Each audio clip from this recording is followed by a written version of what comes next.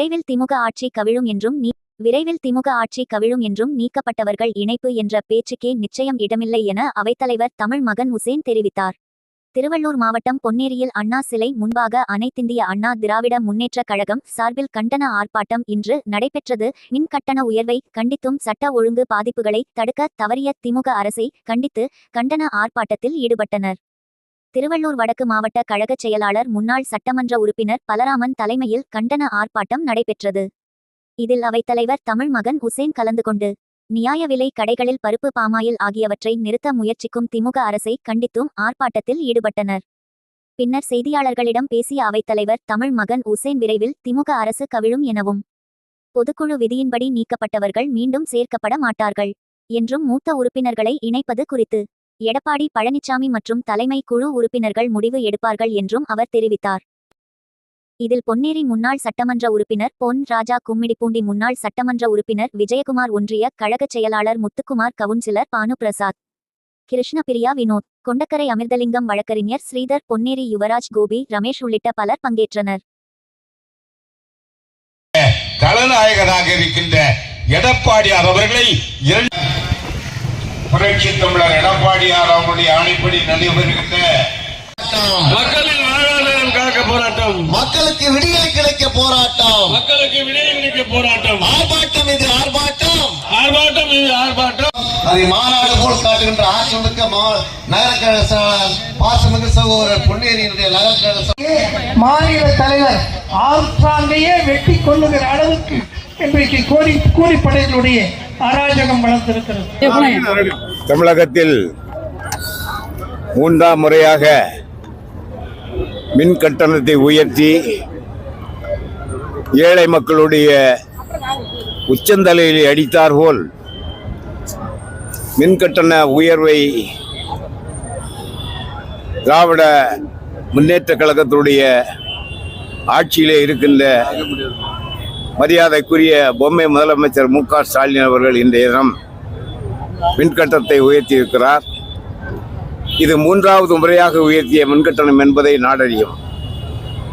ஏழை மக்களெல்லாம், அன்றாடம் காட்சிகளெல்லாம் இன்று வேதனையிலே சிக்கி தவித்துக் கொண்டிருக்கின்ற இந்த நிலைப்பாட்டினை திராவிட முன்னேற்ற கழகத்துடைய ஆட்சியில் இருக்கின்ற முதலமைச்சர் மு க ஸ்டாலின் உடனே இந்த மின்கட்டணத்தை ரத்து செய்ய வேண்டும் என்பதைத்தான் வலியுறுத்துகின்ற இந்த ஆர்ப்பாட்டம்.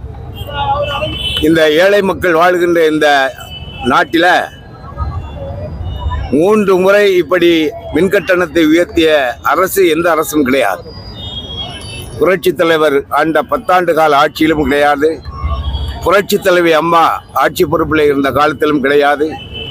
4.5 ஆண்டு காலம் நல்ல பல திட்டங்களை இந்த நாட்டிற்கு வழங்கி இந்த தமிழகத்து மக்களுக்காக நல்ல திட்டங்களை தந்த எடப்பாடியார் ஆட்சியிலும் இப்படிப்பட்ட மின்கட்டணங்கள் கிடையாது. ஏன் எதற்காக இந்த காலகட்டத்தில் இந்த மின்கட்டணத்தை உயர்த்தியிருக்கிறார்கள் என்றால், நாடாளுமன்ற தேர்தலில் மக்கள் எல்லாம் முட்டாள்கள் என்று எண்ணி வாக்களித்த மக்களுக்கு பரிசு தொகையாக இந்த மின்கட்டணத்தை உயர்த்தி இருக்கிறார். இந்த நேரத்தில் நான் ஒன்றை தெரிவித்துக் கொள்கிறேன். மின்கட்டணம் மட்டுமல்ல, இன்றைய தினம் நாட்டிலே பார்த்தால் நியாய விலை கடையிலே போய் உளுந்தன் பருப்பு கேட்டால் இல்லை என்று சொல்லுகிறார்கள். பாமாயில் கேட்டால் இல்லை என்று சொல்கிறார்கள். தாய்மார்கள் எல்லாம் சாம்பார் வைக்கிறதுக்கு வழி இல்லாமல் காய்கறிகளை வாங்கி போட்டுக்கொண்டு பருப்பை தேடினால் பருப்பு கிடைக்கவில்லை, பாமாயிலை தேடினால் பாமாயில் கிடைக்கவில்லை.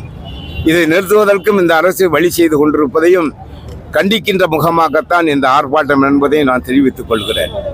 அது மட்டுமல்ல, திராவிட பேரியக்கத்தினுடைய திராவிட மாடல் ஆட்சி என்று சொல்லுகின்ற மு க ஸ்டாலின் அவர்களே 200 நாட்களிலே 595 படுகொலைகள் இந்த தமிழகத்திலே நடந்திருக்கிறது. இதை தட்டி கேட்டார்களா? இதுவரைக்கும் அதை பற்றி சொன்னார்களா? குறிப்பாக சொல்ல போனால் சமீபத்தில் சமாஜ்வாதி கட்சியினுடைய தலைவர் ஆம்ஸ்ட்ராங் பட்டப்பகலிலே வெட்டி சாய்க்கப்படுகிறார். இது தொடர்ந்து நடைபெற்றுக் கொண்டிருக்கிறது. அந்த கட்சி மட்டுமல்ல, எல்லா கட்சியை சார்ந்தவரையும் திராவிட முன்னேற்ற கழகத்துக்காரன் ஆள் வைத்து பலிகடாக்குகிறான், வெட்டி சாய்க்கிறான். இதை எந்தாவது ஒரு நாள் மு க ஸ்டாலின் கேட்டதுண்டா? கள்ளக்குறிச்சியிலே நடந்த சம்பவம் உங்களுக்கு எல்லோருக்கும் தெரியும். இன்று வரை அந்த கள்ளக்குறிச்சியிலே சென்று ஆறுதல் சொல்லியது உண்டா? எங்கள் தலைவன் திராவிட பேரியக்கத்தினுடைய பரிணாம வளர்ச்சியை கட்டி காப்பாற்றி வந்து கொண்டிருக்கின்ற நிரந்தர பொதுச் செயலாளர் மரியாதைக்குரிய எடப்பாடியார் அவர்கள் அந்த செய்தியை கேள்விப்பட்டவுடன் கள்ளக்குறிக்கு சென்றார்.